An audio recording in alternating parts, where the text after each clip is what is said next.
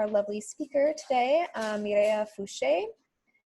Mireya is an educator, creative, and innovative thinker with a passion for building platforms that serve under-resourced communities. She's also a mother to a toddler Haitian American boy, which motivates her to keep fighting against social injustice. After experiencing homelessness as a college student in Los Angeles, she moved back to Chicago at 27 years old to launch One Heart, One Soul, which is celebrating their 10th year of using the power of arts, community, and innovation to connect, empower, and encourage youth experiencing homelessness. Her passion has led her to help start Monarch Thrift Shop, the award-winning social enterprise thrift store in Avondale. And she continues to serve youth and young adults as an art and business teacher and continue to bring their creativity into this world is a full circle for her. So I will go ahead and turn the presentation over to Mireya. Awesome. Thank you so much for that amazing introduction. Hello, everyone. Welcome to this virtual space. And as shared earlier, the topic for today is healing through the arts. First, I'd like to share a little bit more about myself, my journey, my story, which is pretty much the path that has been created for me into serving other people through the arts. So as mentioned, I experienced homelessness while I was living in Los Angeles. As a first-generation Mexican American, I moved to Los Angeles for college and was like, hey, I'm gonna go and live the sunny LA lifestyle, not realizing how much it was going to cost me. Didn't take any of that into the thought process. So I moved to Los Angeles without having any friends or support system out there. And halfway through my first school year, I found myself being unable to afford the cost of living as well as affording the cost of the college that I was attending. I was a full-time college student and I was also working part-time. And it's really important for me to share those 2 points because oftentimes when society has an image of someone who's experiencing homelessness, that part is often missed. So people who are experiencing homelessness are still or could still be working and or in school. So my case was I was both. I was employed and I was a student. I just couldn't afford the cost of living. So for 6 months, I found myself being a college student who was experiencing homelessness. I did a lot of couch surfing and pretty much any place that I can find a space to rest my head so that I could complete school was my experience for 6 to 8 months. And transitioned out of that season, which is why I hold on to the word seasons so much because everything changes, right? So I transitioned out of that season and I became an RA for the school, which means they provided free housing for me. I was able to graduate college. I finished and I obtained my degree, which is the main goal that I had in mind. I was like, I'm not going back home because I need to get my degree, regardless of how difficult it is, it's going to happen. Then I graduated and I was like, okay, I'm not really sure if it was worth the struggle because it was just kind of like a little sheet of paper is what it felt like. But I believe that that is something that had to happen for me. I started working in the fashion industry because that is my background. My educational background is apparel manufacturing management. And I went to school to graduate and live and work in the fashion industry. And I did that. And shortly after that, I realized that that was not for me at all. During my time of experiencing homelessness, the only piece of sanity and outlet that I had was tapping into my creativity. I was writing, I was journaling, I was sketching.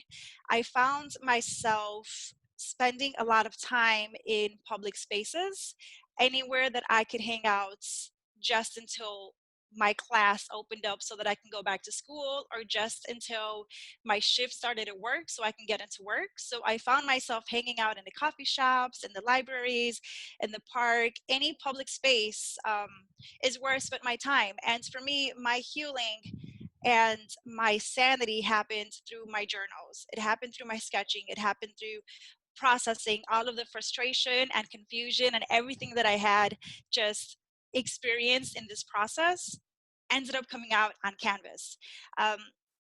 So when I started to work in the fashion industry, I realized that that wasn't the space that I needed to be, nor the space that I wanted to be. So, as it was shared, I left Los Angeles and then I moved back to Chicago. And at 27 years old, I started the organization called One Heart, One Soul. The foundation or the focus of this program is to travel into shelters that are providing services for youth in homelessness through the arts. It is a space where we bring all of the supplies, the teachers, the resources, and together build a platform for the so that youth can express themselves creatively, and not only express yourself creatively, but really turn that creativity into ownership and entrepreneurship. Because it's really important for us, especially as creatives, to learn and understand the power of our stories so that we can monetize off of it ourselves in order for other people to not monetize from our stories for their benefit. So the reason why I share that is because that is the path that was created for me into the path of creativity. So since then, for nearly 10 years, I have had the honor of working with youth, any season and all season, and young adults as well as adults, to really guide them into using creativity as a way for healing to take place, as a way to just pause from the chaos of the world and really step into the creative ability that we all have. So what I'm going to do is I'm going to share a little brief presentation with you all. And the presentation is going to show examples of how we used creativity and art in different settings to help promote healing for the youth that we've worked with. So I am going to do that now. And if at any point anyone has questions or comments or thoughts, please feel free to add them to the chat box. I would love for this to be as engaging and fluid as possible. So I'm going to go ahead and get this started.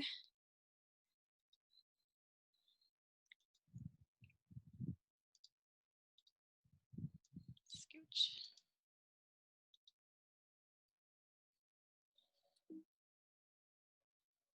Okay, so again, what I'm sharing here is some prompts, very popular prompts that we use when it comes to engaging with youth, young adults, but mostly youth who are experiencing or have experienced trauma and are looking for a way to tap into the healing season that comes with trauma. We experience it and we heal from it, and our focus is to do it through the arts.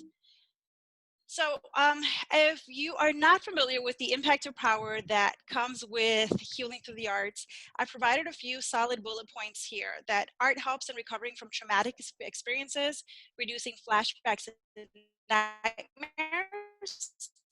It may foster connectivity in the brain to help support healthier brain functions. The therapy itself helps in coping with difficult experiences and feelings such as grief, loss, avoidance, survivor's guilt, and shame. These are all bullet points that were taken from research that will be shared with you at the end of the presentation if you'd love to read more about the research and the study that took place to bring these bullet points to life. So we often hear the conversation about, the healing is important, and then the arts, and then the healing through the arts, and how much benefit there is in being able to use the art and the creativity for healing. So the question I often hear is, where do we start? Well, we start with ourselves. Giving yourself the grace and the space to heal is a huge starting point. Acknowledging that you're ready to move and break free from trauma that happened in your life is empowering in itself. So I often highlight that it is you and your journey and your story. It's all art. So the focus is to get it out of your mind and onto a canvas so that it can just be released. And so here is one of a popular prompt that we use when it comes to creating spaces for youth to heal. So this one happens at a nature center. We partnered with the Forest Preserve, who provided programs for underserved youth during the summer of 2018 and 2019. So a prompt that we provided for the youth that we worked with is bringing them to the space and allowing them the space to really connect back with nature. We asked them to close their eyes and to listen to the sounds that was around them. with the sounds that they hear, we ask them to place colors to those sounds. So if it's raining, what does that color sound like to you? If you hear the birds chirping, what does that color sound like to you? It gives you the space and the opportunity to really connect sound with sight and really creating an image about how you receive it yourself.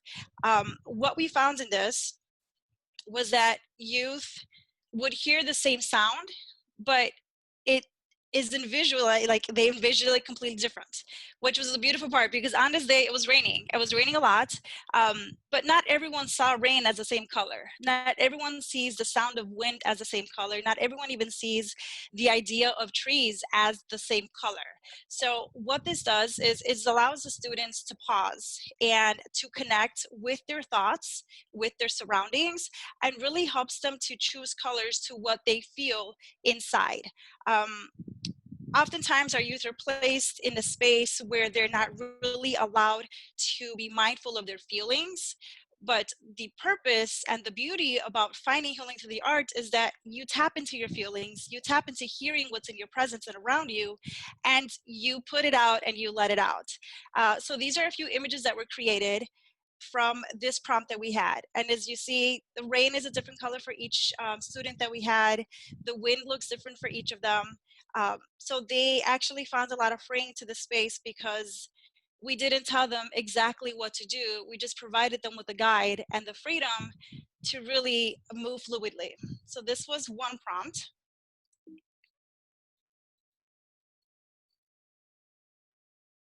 Oh, PowerPoint.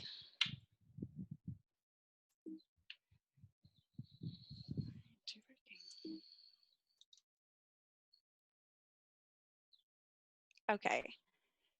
This other one is another one that is really popular for us and the youth that we work with. And it's something that I would definitely challenge each of you to try in your own space.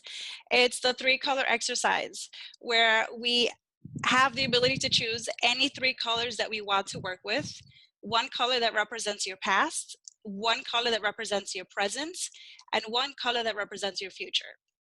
Whenever we bring these exercises to youth and shelters, we always get the question of like, well, how come we can only use 3 colors? And what if we want to use more than 3 colors? And what am I supposed to do with just 3 colors?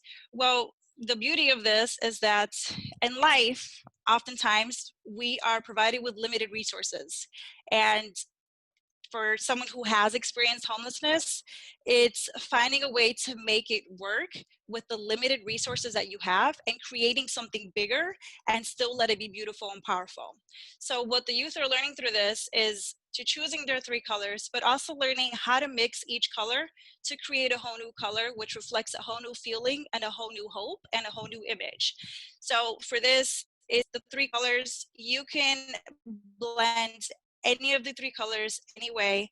What it does is at the end, the bigger picture is creating your whole season. So if a student chose gray, yellow, and purple, the whole image is a combination of 3 colors blended differently with gray, yellow, and purple. But it's a reflection of their past, their present, and their future, all just based off of those 3 colors. It's something that is a beautiful experience, not just for the individual, the youth, but also for ourselves, because we have the ability, again, to choose the colors for ourselves. We get to create the story of how we experienced life in the past and how we envision it in the future and really how we're feeling today. So this is actually a really popular exercise because we have the ability, just the freedom to choose the colors that reflect our seasons for ourselves.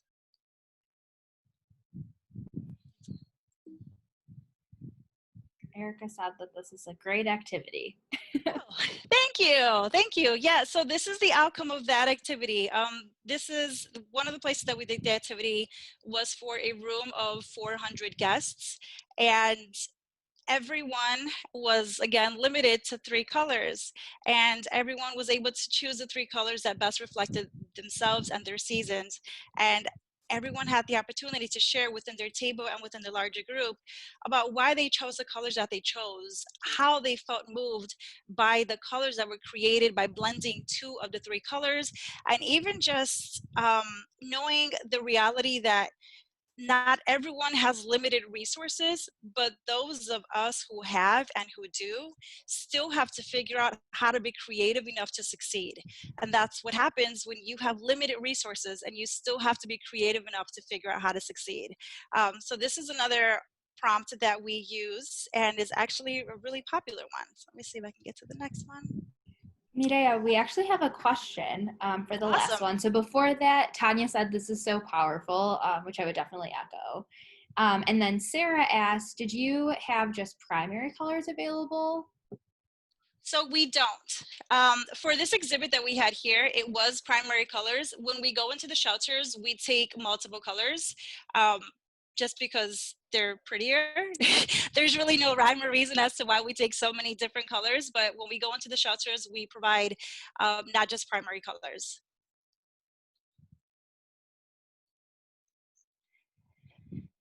Great. Thank you guys for the comments and the questions.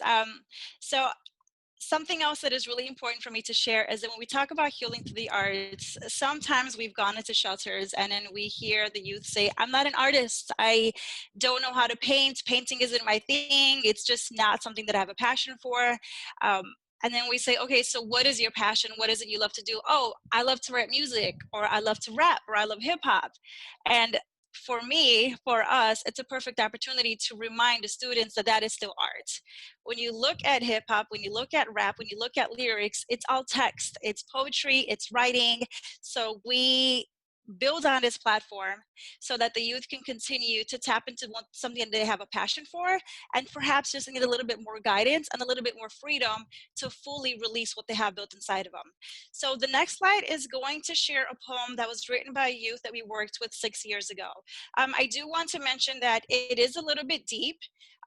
So I just want to put that out there. It is a little bit of a deep of a writing, but I do ask that we focus on the freedom that the youth experience by writing this piece and not just on the trauma. When it comes to visualizing or seeing art, oftentimes as viewers, we get stuck on the trauma and we forget to focus on the healing. Healing comes through writing, healing comes to speaking, healing comes through letting it out. And I share this because my youth had given me permission to share this piece and also to share her experience about it. But um, she's lived a life of trauma and has never found an outlet to release it. So in writing her poems and her poetry, that was her outlet and that is her outlet. And she continues to write, she continues to encourage people and empower people through her writings. And even in sharing her story through poetry, it brought healing to a colleague of hers who had experienced a very similar life, but never found a space to share it. So I'm gonna go ahead and go on to the next slide and give you guys a moment just to read that, and then we can share a little bit about that as well.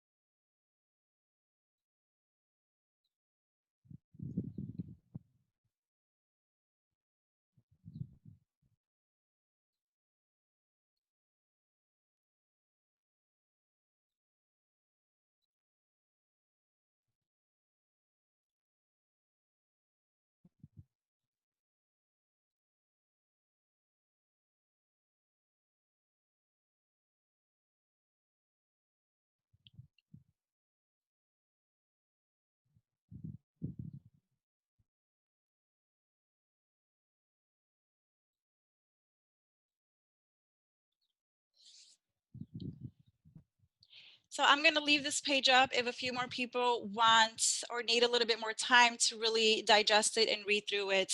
As I mentioned a little bit earlier, this was a student of ours that we worked with years ago, and she, like many of the youth that we've worked with, are coming out of traumatic seasons of their life and are stepping into spaces of healing.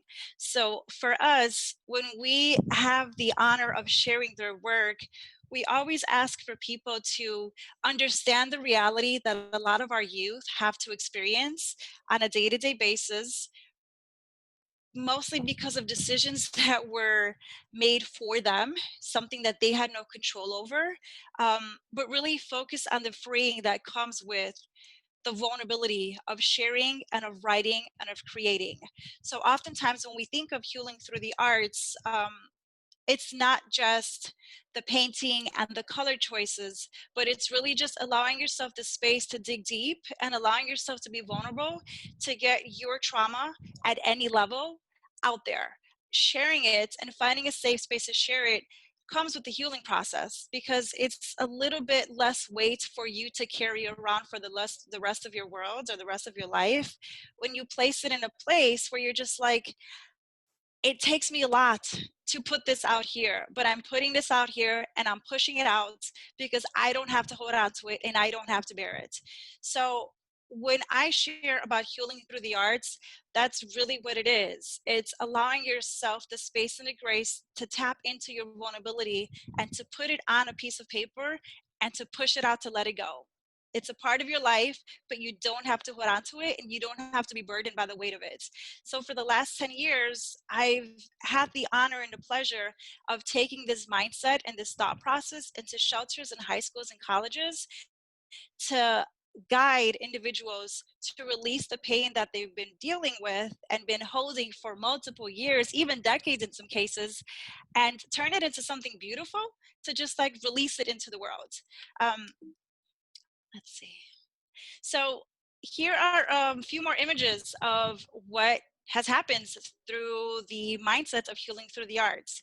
With One Heart, One Soul itself, over 900 pieces were created by youth in homelessness. This is by us traveling into shelters, into drop-in centers, and emergency setting spaces. The pictures that you see here are images that were created by our youth. They've been displayed in multiple spaces across the city of Chicago. We have been in over 22 exhibiting spaces where the youth can display their work, they can share about their pieces, and best of all, as I mentioned at the beginning, they can sell it and they keep all of the money because it's their story to own. So they have the right to own their story and their narrative the whole way through. And it's really important for us to instill that into the youth, that no one but you should monetize from your pain.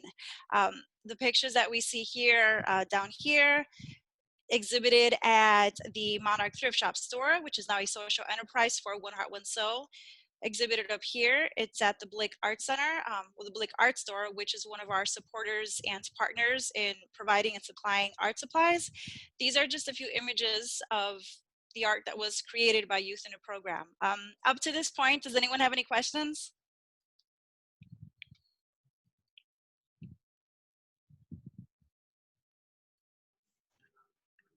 So there aren't any questions in the chat, but just a few comments. So Erica Walker, who's actually our program manager at Hopes, said that our kids love to paint and participate in arts programming in general. Erica, do you want to share your comments out loud, or do you want me to just read them? That's fine, I'll read them. Our kids love to paint and participate in arts programming in general. I try to create as many opportunities as possible for them to imagine, vision, and dream. In response to the poem that you shared, I said, wow, very heavy and heartfelt. Thank you. No problem. And then in response to you empowering them to maintain the profits of their artwork, which comes from their experience, I sincerely appreciate that you're empowering them in that way and positioning them to be creators and positioning them to also turn their experiences into resources that are going to benefit them. So thank you for your work. Yeah, well, thank you so much, Erica, for that. That is something that we stand on firmly, just making sure that each individual owns their own narrative, that no one is writing on their behalf, no one is creating on their behalf, no one is sharing a story on their behalf. Everything that we share, that I share, has been in communication and conversation with the youth that I've had the honor of working with for the past decade. And knowing that this is their story, again, no one should monetize from anyone's pain. If they choose to, that's something that they should learn how to do. And our hope and goal is that we provide a platform that we can help encourage them into that space. Because it is all a healing space. Healing through the arts is something that is very deep for me. And personally, I have experienced seasons of homelessness, but it's not just one trauma that I've experienced in life. As with many of us, trauma is something that we face season after season, but knowing how to navigate through each trauma and knowing how to create that outlet for you helps you better navigate in preparation for the next season, where unfortunately it's going to be another season of hardship. So this is something that I have kind of become an expert for in my life, and having the ability to travel to different spaces to encourage people to pick up a pencil or a pen or a paintbrush and just stroke it just to release it, has been a blessing, because it's the opportunity where you don't have to have a plan. You can just let it go. Thank you, Erica. Yeah, thank you. So we have another question from Sarah Ward. Sarah is wondering if One Heart, One Soul is a 501c3. Yes, we are. We are a 501c3 organization. Cool. Okay, I think we're good to go.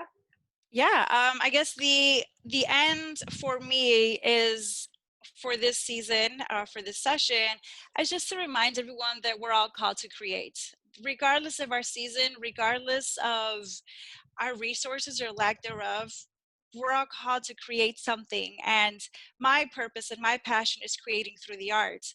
But I have met several youth who have these great visions for creating programs that can impact the community. Create that program. Or, you know, if you're really good with like software and IT stuff, which is definitely not my world. But all that to say is that we all have the ability to create, and we're all called to create something.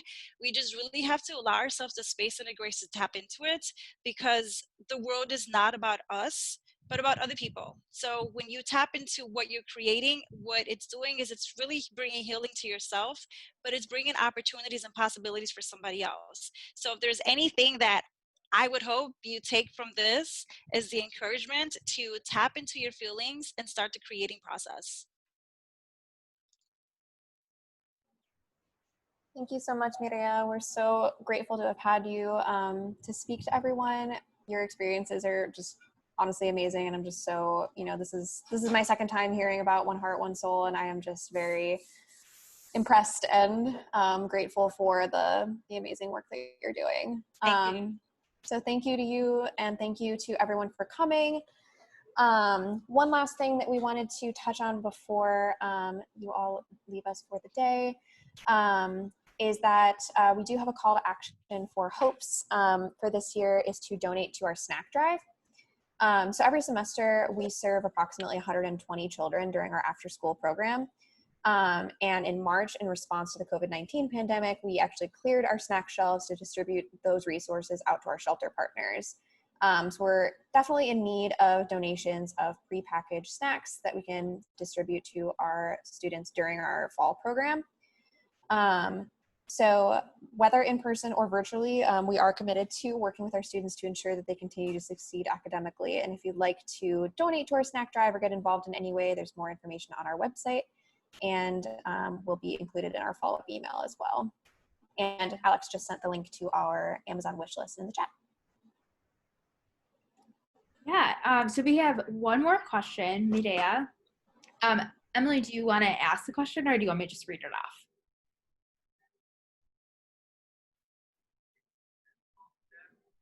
Okay, I can read it. So Emily, who works for one of our shelter partners, Bridgeland, asked or said that Emily is interested in bringing One Heart, One Soul to her organization, and was wondering how to go about doing so. Yeah, I'll put my email address in the chat box, but it can also be provided with a follow-up email. And it's super simple. You reach out to us and we put it on the calendar, and then we show up. Awesome. That's super cool. So one question that I had too, just like out of curiosity, how do y'all typically navigate like when someone really is stuck in that space of like, oh, I'm not an artist, I can't do this? Like, what are the most basic activities that you start off with, maybe in addition to the ones that you've shared, to kind of get those like creative juices flowing, or really help that person get to a place of wanting to create? Yeah, that's a great question. So in every workshop that we have, it's really important for us, especially for me, just to set the environment. So with that is we bring the music. So the music itself just shifts an environment completely. As someone who is absolutely obsessed with music, we range from genres from like Miles Davis to like 90s hip hop to current days. And that in itself, especially when working with youth, you have to be able to have the conversation with the room. For me, I attend every workshop. I introduce myself and I share that I was someone who's experienced homelessness. That opens the door for a way that we can relate because we have the relatability. I'm not coming in just saying, hey, I think this is something you should do because you should do it. I say, hey, this is what helped me when I was experiencing homelessness. When I was on the street for 6 to 8 months, this is what helped me process. Let's see if it helps you in the season as well. So really it's just a conversation piece and the presence. The music helps set the environment. And also the biggest thing is leaving your expectation at the door. So you go in with a plan, and before you walk in, your only plan should be to connect and to provide a space, however it is that they're feeling in that time. Our sessions are never just one-time sessions. Our workshops are multiple workshops. So we have one site that we would go in for 8 weeks every Sunday. So if a youth wasn't ready to engage and connect the first Sunday, we show up on the next Sunday as well. So now there's a level of consistency. So you see the same faces, the same commitment, and the same passion. All right, cool. I think I can trust you a little bit, but I'm still not really ready to be there. All right, bet. I'm going to leave you this notebook. I'm going to leave you this pencil. If you feel like writing, write something. If you don't, it's all good. We'll be here next Sunday. Then you show up the next Sunday. And what typically happens is that notebook that you left them gets handed back to you without a conversation. Then you open it up and you see that in their own time, they've been writing their own pieces. So the best thing to do is leave your expectations at the door, give them something to work on if they're not ready to work on it with you. Because every seed that you leave is a seed that's being planted that somebody is working on without your presence and in your absence. That is the best thing that we do when it comes to training our team. The number one thing that we say is leave your expectations at the door. The number two is consistency. Don't go in there and try to tell somebody, hey, you have to draw these pieces. We're going there, we're saying this is what we have today. If you'd like to try it, cool. If you're not ready, bet. But when you are, here's this, do it on your time. If you want to hand it back to me, cool. If you don't, your healing is your healing. You don't have to share it with me. But chances are, at the end of the workshops, we get a ton of notebooks handed back to us, asking for us to review it, to edit, and to give our opinion. Um, so that's kind of how we move. Yeah, that's really great. I love that. So we have another question. So Sarah is wondering if you are an art therapist, and if so, if you supervise interns or people who are getting their license. So I am not an art therapist. Yes, I am not an art therapist. It's very important for me to share that. So when we go into spaces, we say that we're providing art workshops and entrepreneurship settings. I am not a therapist at all. What we do is we do partner with the counselors of the organizations that we're working with. Typically, when it comes to having our writing workshops is when things tend to be deeper. So we ask for the counselors to be in the space with us, not to be in the face of a youth, but just to be in the space so that if something happens, they are the ones who have the the educational support in the background to be able to navigate with the youth from that space into the healing space further that needs to happen. So we never go in and yeah, we never go in saying that we are therapists or are therapists, because I am not, and I'm very mindful of the layers that can happen with not knowing how to navigate these spaces. But yes, for 10 years, what I do and what we do as a team is we partner with the counselors and we have them be present in the space. So if they are needed, they have their counselors and their case managers that can check in with them in that space. Yeah, I guess I have a follow-up to that question. So do you ever enter settings where that resource or support is not present? And if so, what are your all best practices for navigating that? So we have been very fortunate to have also really good relationships with the counselors and case managers who actually also take the workshops. So, so while we're having the workshops, the counselors and the case managers are also tapping into their healing and also tapping into their creativity. So we have been very fortunate where we've never had to navigate a space without the support or the presence of a staff. I think for me, I'm also a very vocal person. If I were to see that an individual is needing another level of assistance and the staff isn't there, I will bring it up. Like I will bring it up to our partners and I will ask for someone there to say, hey, I think we need a little bit more hands-on because someone may be needing a little bit more assistance. So being vocal about it is the way that I would handle it. But up to this point, we've been very fortunate to have the support of our partners and their presence in the space. Awesome. Does anyone You else? guys are awesome. This is great. I love the interaction.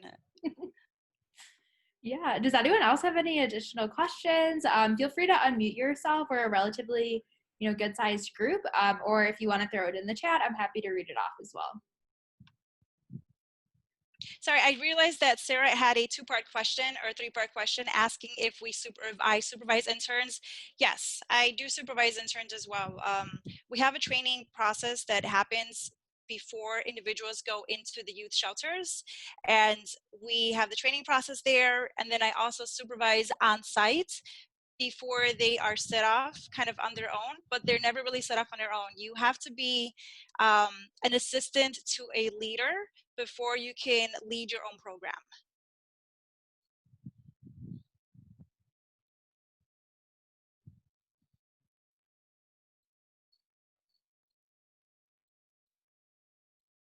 That sounds great. Alex K also put the link to One Heart, One Soul if you're interested in checking out the website.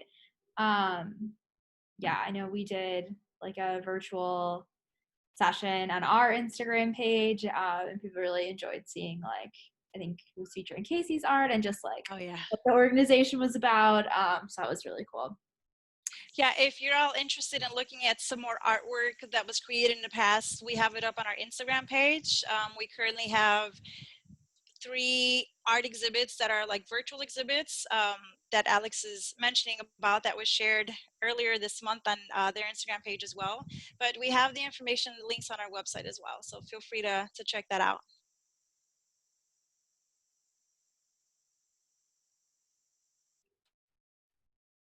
Okay, great.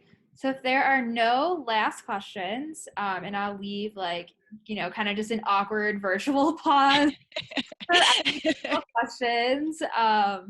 Okay, Sarah asked, do you ever use other materials? We have a ton of fabric. So we are actually, One Heart One Soul is starting a social enterprise with Monarch Thrift Shop.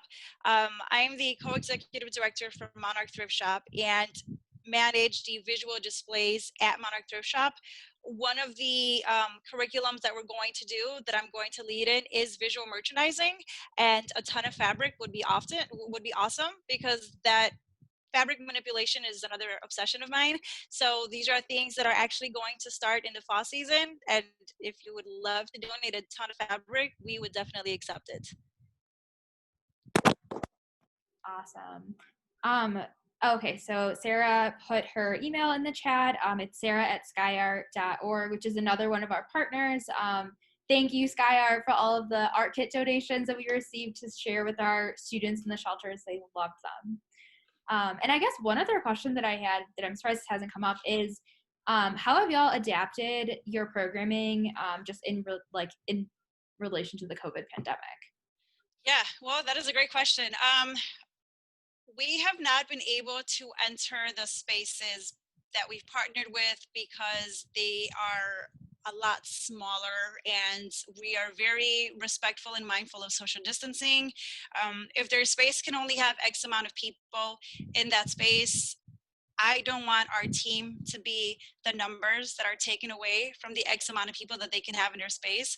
So what we've done is, like most people in the world, we've done a lot of virtual opportunities, but we have created individual care kits. And in the care kits, we have created individual acrylic pods. So we have the bags, and then inside of the care kit bags, we provide individual acrylic paint pods with paintbrushes and notebooks and pencils and pens, and basically every possible material that we would bring to the workshop itself physically, we package into a care kit and we deliver those to our partnering shelters, and we provide prompts inside of those spaces. We also provide our contact information and opportunities to have virtual engagement. So though we can't physically be there, we are still present and we are still committed. And we are committed through our care kit bags, saying that, hey, now more than ever is the time where we need a mental health outlet. A lot of the youth that we work with have not been able to leave the space for the 3 months when everyone had to stay in place, mostly because they couldn't leave their space and risk losing their bed and then not being able to come back in. So for us, it's been a virtual pivot, but also just ensuring that they had the resources that we would normally bring to them in a care bag so that they can still access the resources and still have the space and the materials needed to process through the arts. So that has been our pivoting point, is being present and consistent, but really just packaging it individually so that each individual person can receive a kit. And up to this point, we've created nearly 300 kits. Wow, that's amazing. I And know. we have 264 more to create for this month. So Yeah, we feel that. Definitely a lot of like kit prep, a lot of, I know like my apartment has been a storage room. I know like other members of my team have housed a lot of like supplies in their spaces. Um, Something that I'm wondering is our organization is thinking about providing more resources virtually is we similarly want to be able to create just like experiences for folks virtually. And something that we experience is just kind of having trouble getting folks in front of the computer. So I'm curious to hear like how you all have navigated like getting folks who want to participate in this like real-time virtual programming in front of the screen.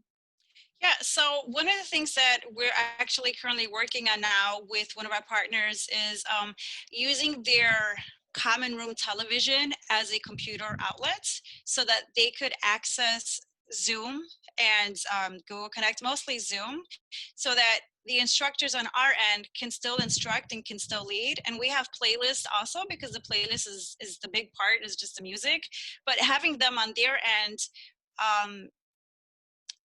log in through their Zoom account on their large television that's in the common area, so that they don't have to worry about finding individual laptops or individual computers.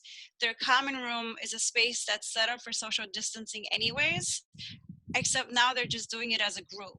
So if they can use your television to access the internet and use that to log into Zoom, they're doing it as a group, and we're still present with our workshops and with our guidance. Awesome. Yeah, that makes a lot of sense. That's a great idea. Most spaces have community rooms where everyone hangs out together, and most community rooms also have smart TVs, and you can convert your smart TV with logging into the internet so that they can still create together. But it's like in times like this, we have to be as innovative as possible to still be effective in the work that everyone does, and just remind the individuals that we're here to serve that we have not forgotten them. So it does take a lot of innovation and creativity, and just ensuring that it's still effective. Yeah, absolutely. Well, if there are no last minute questions, and again, I'll leave like a 30-second pause just because, you know, you can't see each other, so it's hard to know if folks are wanting to ask a question. Okay, cool. So if there are no additional questions, I just wanted to give one last thank you to Medea, of course, for presenting. This was really great. I feel like I definitely am walking away with a lot of really tangible ideas and tools for working with our youth. And like Alex said, this is a week-long event, so please feel free to sign up for the rest of our sessions. You all will be receiving a follow-up email with the recording to this session if you'd like to share it, watch it again, and then the links that were mentioned and resources as well. Yeah. Thank you so much for coming. Have a great rest of your day. Thank you all. Have a great one. Thank you, everyone.